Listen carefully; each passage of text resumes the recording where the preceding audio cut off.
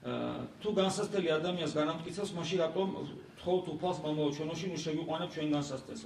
ფოტოშოპის აი აქ ჩვენ შევიყვანებ განსასწრელში, ამაში თავდაულობას იგულისხმება. აბა ის თხოვ რა აბა შევიყვანე განსასწრელში და ნახე მე რას ვისაუბრებ.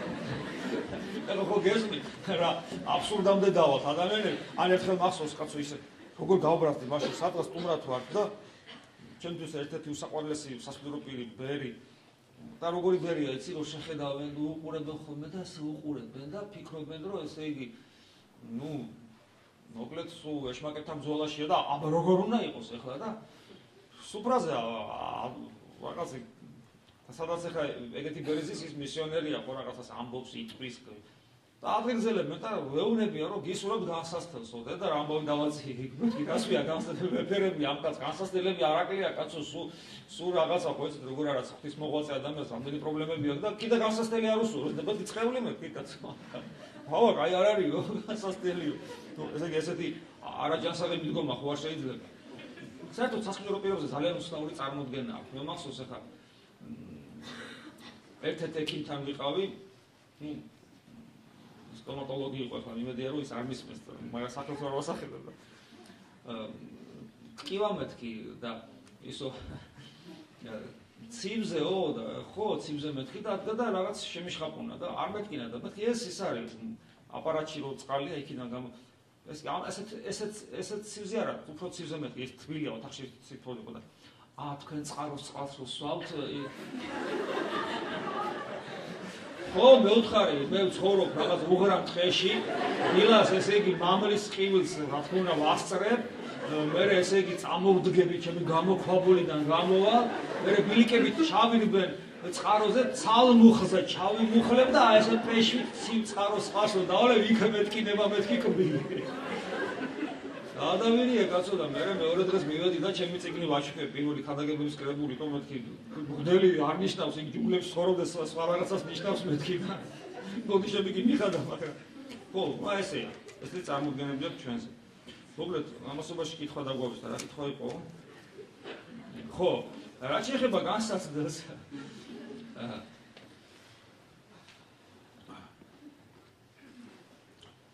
ეს ცხოვრება გულისხმობს ამ ცხოვრებაში ვარ არ ჩაკირული მე როგორც ადამიანი იგულისხმება რა რომ მე ამ ცხოვრებას თავის კანონები აქვს მაგალითად თუ მაღალი სართულიდან გადმოხვალ ფაჯრიდან მიზიდულობის კანონის უგულობელყოფა რა შეგვიძლია გრავიტაციის კანონის უგულობელყოფა დაგამტრევს ცხელ ღუმელს მიედები და დაგწვავს ესე იგი თუ ეხლა ეს ფიზიკის კანონები ვარ ფიზიკის კანონები გადაჯაჭვულია მე თქვათ სოციალურ კანონებთან ადამიანების თანაარსებობის კანონები მაგალითად არაფერად შეიძლება რომ საგზაო მოძრაობის წესები დაარღვიო იმიტომ რომ არ მანქანა დაჯახება შენ დაჯახები ვიღაცას ხო ყველაფერი მაგრამ ერთია რომ შენ შეგნებულად არ უნდა დაარღვიო არსებობს ზნეობრივი კანონები არ უნდა მოიტყურო არ უნდა ცილი არ უნდა დასწავლო არ უნდა იმრუშო თუნდაც გულსაშინა არ უნდა მოიპარო არ უნდა განიკითხო არ უნდა მრისხანებდე,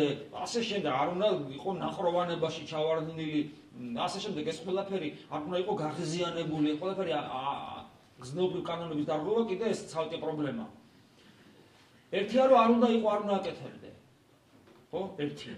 მაგრამ არის მეორე. უნებლიეთ ვერ ვითვალისწინებ.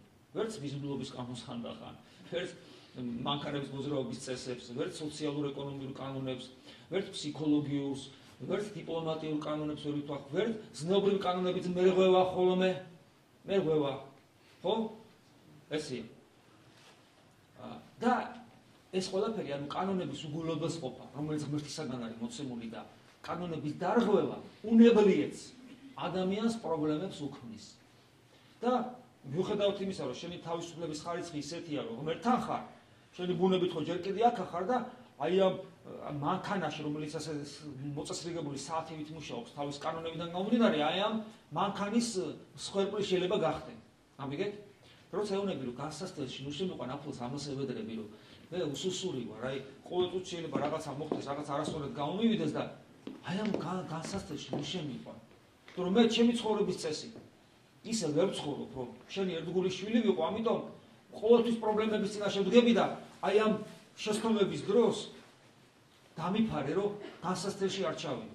ჩვენ ხო ვიცით, სასწაული ხდება ხოლმე. ხო, ადამიანი გადმოვარდნილა და გადარჩენილა, ადამიანი ჩავარდნილა წყალში და გადარჩენილა, ადამიანი კატასტროფაში მოხვედრილა და მანქანას დაყუჭულია და გადარჩენილა, ხო? რამდენი ადამიანი ასევე ადამიანი ცოდვას ჩადის, თუნდაც უნებლიეს, ეკუთვნის სასჯელით, სასიკვდილო ცოდვას ჩადის, ამიტომ სასჯელი ეკუთვნის, მაგრამ გადარჩენილა და ეს გადარჩენა ხდება ღვთისმადლით და მევედრებით. ნუ შემიყვან ანუ გამტოვებ მე ამ განსასწრებში, რომელშიც ვიმყოფები ნებით უნებლიე და გადამარჩენე გამომიყვანე. ეშმაკს არ ძინავს ამ დროს, ეშმაკს უნდა რომ პირიქითი ბოლომდე ბოლო მოგეღოს და მიხსენ ბოროტისაგან, რომელსაც ერთი სული აქვს, რომ ესე იგი იმ განსასწრებში ჩარჩი. აი, მას ნიშნავს. როგორ უნდა